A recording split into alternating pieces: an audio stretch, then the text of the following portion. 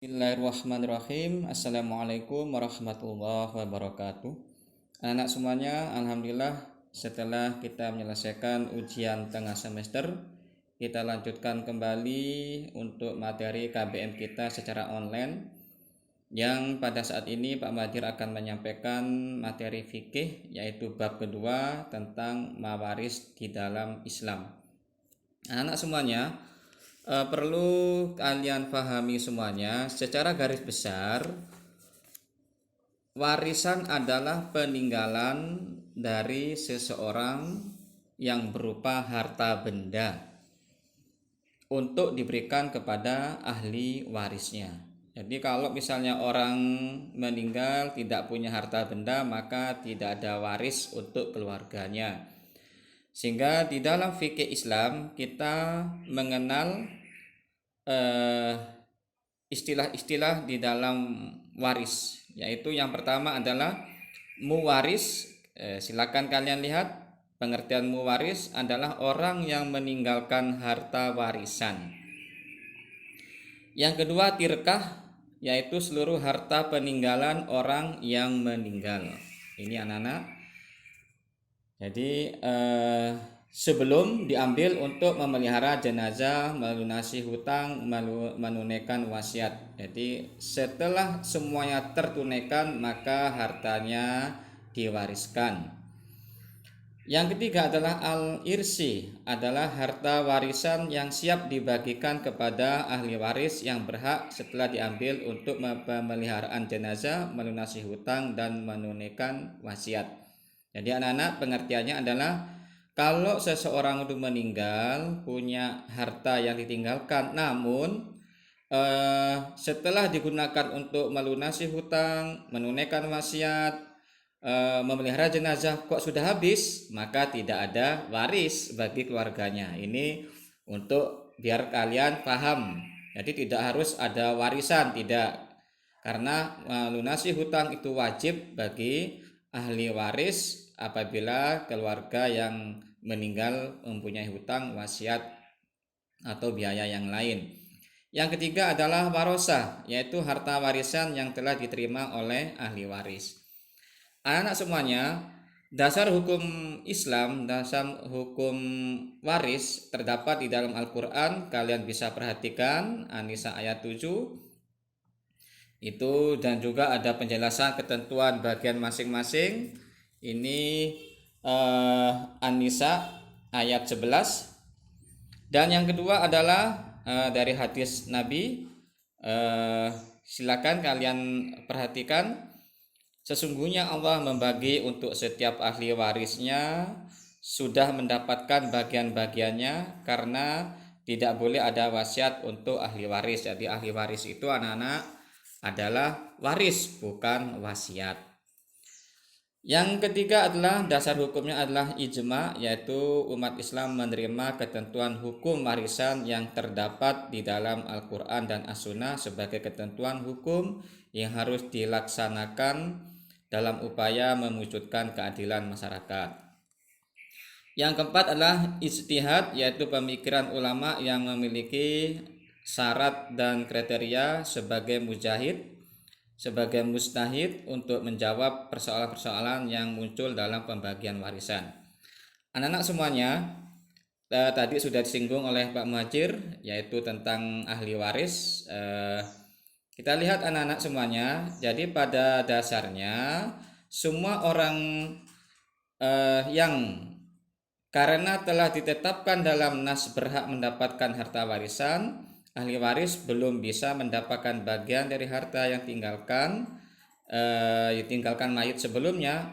Memperhatikan beberapa hal yang berhubungan dengan harta warisan. Jadi anak-anak, kesimpulannya begini. Harta warisan itu diberikan kepada keluarga yang ditinggal setelah, ini yang pertama, yaitu menyelesaikan masalah biaya yang dikeluarkan dalam perawatan jenazahnya. Yang kedua, menyelesaikan hutang piutang keluarga yang meninggal atau orang yang meninggal.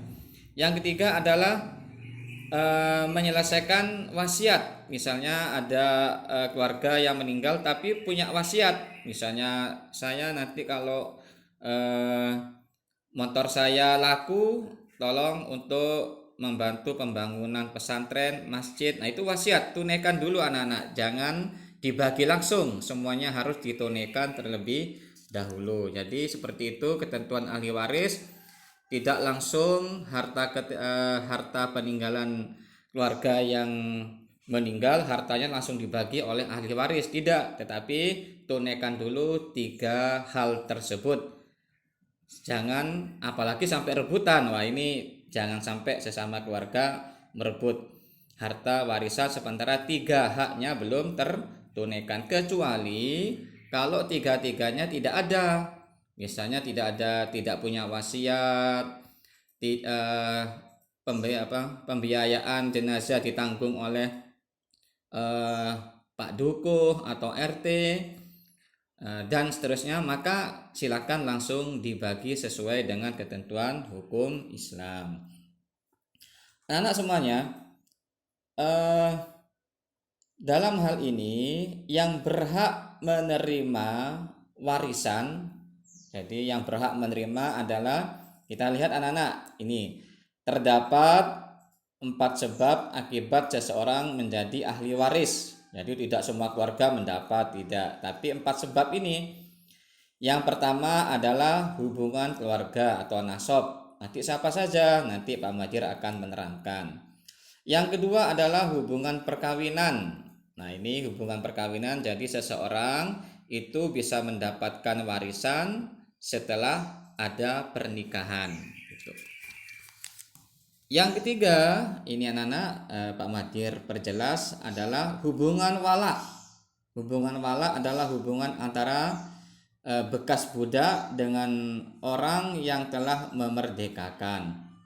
Jadi apabila seseorang itu mengambil atau membeli budak, setelah itu dibebaskan, maka budak tersebut mendapat warisan dari orang atau dari orang yang memerdekakan gitu. Itu zaman dulu, sekarang insya Allah perbudakan sudah tidak ada anak-anak. Yang keempat adalah hubungan agama. Jadi kesamaan agama, yaitu apabila ada orang Islam yang meninggal dunia sedangkan ia tidak mempunyai ahli waris, baik sebab nasab, nikah maupun wala, maka harta warisan peninggalannya diserahkan kepada Baitul Mal untuk umat Islam. Itu anak-anak hal-hal yang kalian harus pahami. Jadi kalau misalnya ada seseorang tidak punya apapun ahli waris, maka dibolehkan dan ditentukan yaitu diberikan ke Baitul Mal. Kalau di Muhammadiyah diberikan ke Lazismu, itu insya Allah lebih amanah anak-anak. Selanjutnya di dalam bab fikih ini Pak Majir sampaikan juga ahli waris secara garis besar terbagi menjadi dua, yaitu ahli waris laki-laki dan ahli waris perempuan. Coba kalian lihat ini, siapa saja ahli waris laki-laki. Nah, ini Pak Muhajir gak menerangkan satu-satu karena nanti waktunya juga terbatas. Lihat ya, ahli waris laki-laki siapa saja itu. Kita masuk ke halaman setelahnya, kita lihat. Nah, ini ada paman yang sekandung dengan ayah. Kalian perhatikan semuanya, biar nanti kalau ada tugas dari Pak Muhajir kalian bisa menyelesaikan dengan baik. Yang kedua adalah ahli waris perempuan. Nah, ini ada anak perempuan, cucu, ibu, nenek. Perhatikan semuanya. Pak Muhajir nggak akan menerangkan satu-satu karena memang terbatasnya waktu anak-anak. Itu anak-anak ya. Jadi yang berhak menerima ketentuannya adalah laki-laki dan perempuan. Pembagiannya sudah Pak Muhajir sampaikan. Nah, ini jadi tidak semuanya warisan itu bisa dibagikan anak-anak. Ini ada sebab-sebab waris tidak boleh dibagikan, yaitu sebab batalnya hak waris. Apabila terjadi pembunuhan. Jadi misalnya anak membunuh orang tua, nah ini maka tidak berhak menerima waris. Ini insya Allah tidak sampai terjadi ya. Ini betul-betul kelewatan kalau seperti ini ada keluarga yang membunuh orang tua atau orang yang mempunyai keluarga yang lebih tua yang punya warisan atau yang tidak, itu tidak boleh. Yang kedua, berlainan agama. Nah, ini juga nggak boleh anak-anak. Misalnya begini, ada orang tuanya Islam, tapi anaknya non Islam, maka tidak berhak menerima. Atau sebaliknya, misalnya orang tuanya non Islam, terus ahli warisnya beragama Islam, maka juga tidak mendapat. Itu. Jadi anak-anak, itulah prinsip di dalam Islam. Yang ketiga adalah perbudakan. Jadi perbudakan menjadi penghalang mewaris bukan karena status kemanusiaannya, tetapi semata-mata karena status formalnya sebagai hamba sahaya. Untuk budak insya Allah kita tidak panjang lebar, karena untuk saat ini tidak ada anak-anak untuk masalah perbudakan. Ini zaman dulu, zaman jahiliyah sampai zaman Rasulullah juga masih ada, tapi untuk saat ini sedikit-sedikit masalah perbudakan sudah dihapus. Ahli waris dzawil wurud. Nah, ini dzawil furud. Yang dimaksud dengan ahli waris dzawil furud adalah ahli waris yang mempunyai bagian-bagian tertentu sebagaimana yang telah digariskan secara pasti dalam Al-Qur'an maupun hadis. Ini anak-anak, jadi ahli waris itu sudah ada ketentuannya, tidak asal dibagi ya, tidak asal dibagi apalagi rebutan, tidak. Ini ada ahli waris yang berhak menerima 2/3. Ini lihat ya, itu yang pertama. Ada ahli waris yang berhak menerima setengah. Wah, ini ada yang ahli waris yang berhak menerima 1/3. Ada yang ahli waris menerima 1/4. Nah, ada yang menerima 1/6. Ini ibu menerima 1/6. Jadi anak-anak,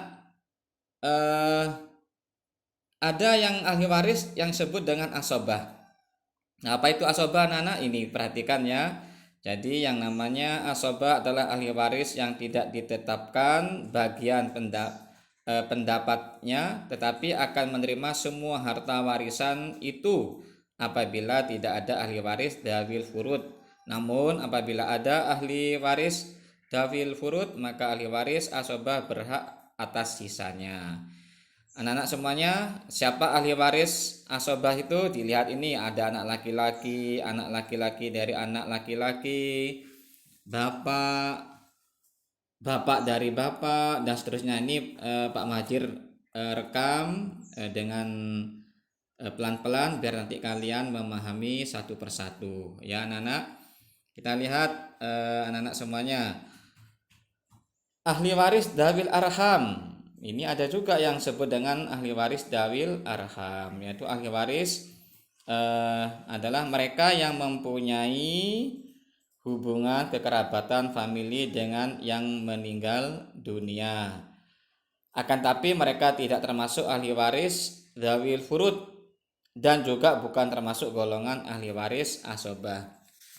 Ini anak-anak, siapa saja itu? Nah, ini Pak Mahdir tidak terangkan satu-satu, silakan kalian perhatikan. Akan Pak Mahdir rekam pelan-pelan ya, silakan diperhatikan ini. Loh ya, itulah ahli waris yang tidak masuk dalam bagian pembagiannya namun tetap mendapat. Nah, ini jangan khawatir, tapi jangan rebutan.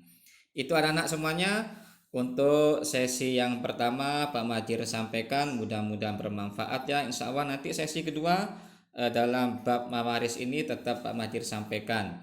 Untuk lebih memudahkan kalian untuk mengingat apa yang Pak Mahdir sampaikan, seperti biasa untuk mengingat pelajaran, maka silakan kalian membuat peta konsep. Peta konsepnya apa Nana? Yang seperti tadi Pak Mahdir sampaikan, yaitu silakan tulis yang pertama adalah siapakah yang berhak menerima ahli waris, baik laki-laki maupun perempuan. Terus yang kedua adalah apa yang menghalangi untuk tidak menerima warisan. Dan yang ketiga anak-anak, peta konsepnya adalah bagaimana sikap kita apabila ada keluarga orang tua yang meninggal atau yang mendahului kita, siapapun ya anak-anak, apabila masih mempunyai tanggungan hutang atau wasiat. Bagaimana sikap ahli waris tersebut? Silakan kalian tulis ya anak-anak. Nanti bisa langsung kirim ke nomor Pak Muhajir dengan nomor WA 081215539925. Terima kasih anak-anak, selamat, tetap semangat terus sekalipun dengan online. Kalian tidak boleh lelah karena kondisi seperti ini tidak ada alasan untuk menghalangi kita semuanya untuk semangat belajar. Cukup sekian dari Pak Muhajir. Assalamualaikum warahmatullahi wabarakatuh.